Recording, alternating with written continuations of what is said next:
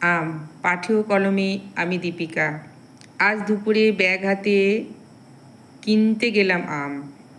সাজানো দেখে লোভ হলো, শুনতে চাইলাম দাম। কেনার আগে জানতে চাইলাম কোন আমের কি কি নাম।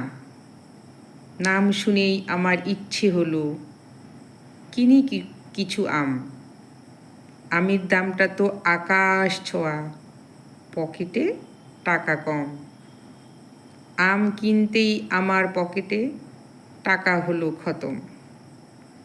বাড়ি ফিরতেই ছুটে এলো আমার দুটি ছোট ভাই। দুজনেই সব আম খেয়ে ফেললো, আমার ভাগ্যে নাই। আমি শুধু দাঁড়িয়ে দেখলাম আমের শেষ হওয়া। আম আনলাম, গন্ধ নাকে পেলাম,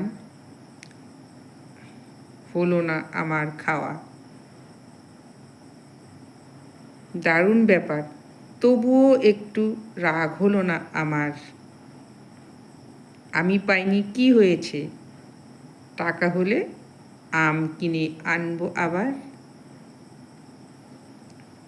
আমের বাজার।